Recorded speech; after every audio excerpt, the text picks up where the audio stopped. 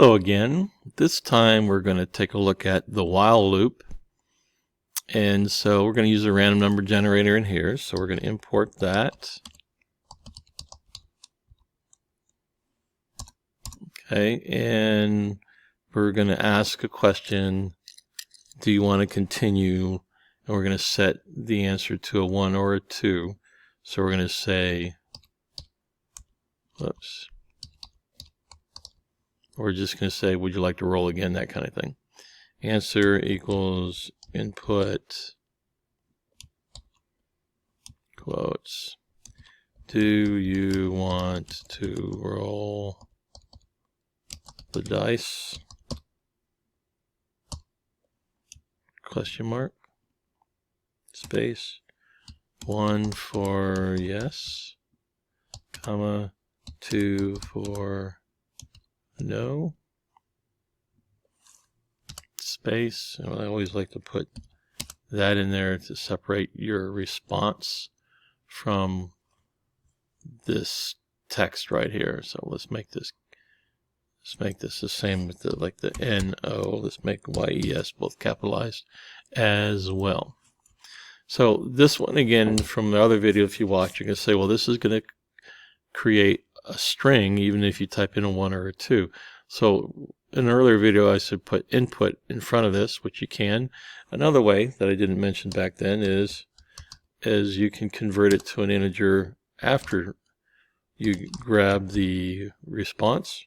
And so you say answer equals int and you put answer inside the parentheses. So that will then convert it to an integer. So now we can use it as a number.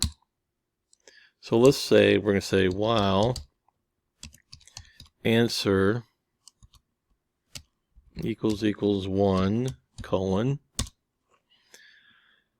We want to roll the dice so many times. Let's say we'll do, like with the previous one, we'll do a for loop of 10 times. So for x in range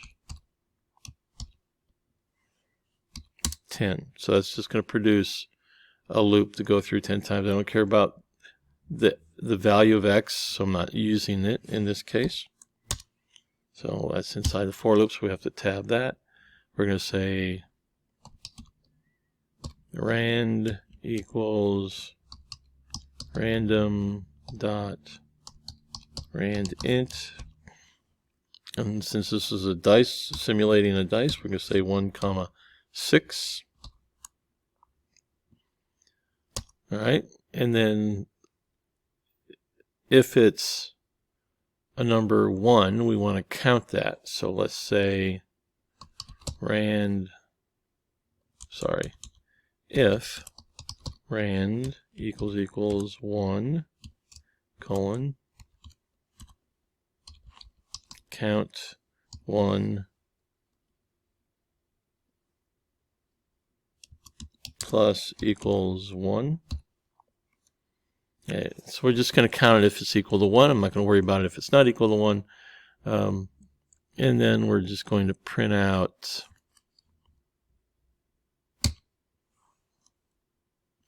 it's underneath after let's get out of the for loop. So after it goes through the for loop, we want to print out how many 1s there are. So let's say print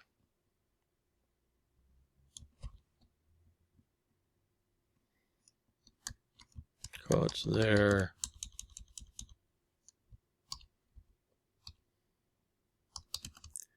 were let's see, number 1 rolled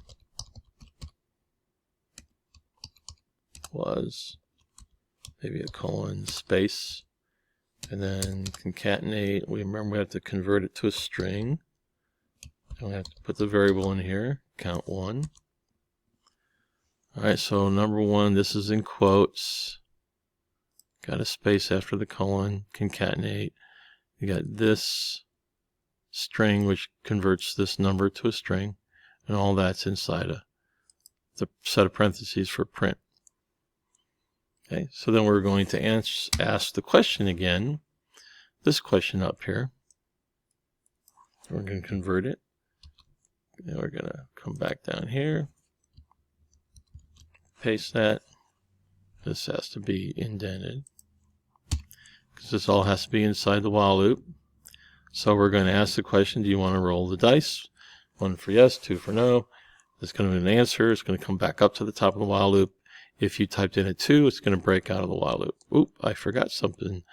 You might have seen that already. After the for loop, I forgot to put my colon here. That little red squiggly line gave it away. Why does this give me a problem? Oh, I haven't defined it first before I'm starting to add to it. So I'm going to go up here and say count 1 equals 0. There we go. Because I started adding to it, I didn't have to have a value associated with it before you start adding to it. So there we go. All right, so let's see what this does for us. Let's hit the run button. Do you want to roll the dice? 1 for yes, 2 for no. I'm going to say 1. Number 1 was rolled 0 times. When I roll again, let's do it again. So that time number 1 was rolled twice, 3 times, 4 times. You know why it's there's 7 times, 8 times, 10 times.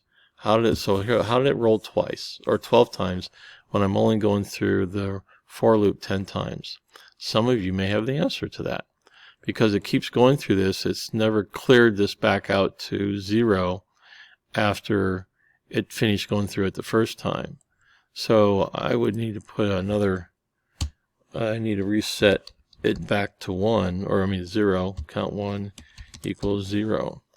That resets it back to 0 every time it goes back in through the while loop again. Remember, this is at this level, so it's in the while loop, but it's outside the for loop. So let's stop it, and let's run it again. Yes. 1 time, 1 time, 2 times, 1 time, 5 times, 2 times, 4 times. See, now it's going down or up, depending on how many are rolled. So let's say I don't want to roll again. I'll hit the number 2, run, and it's done.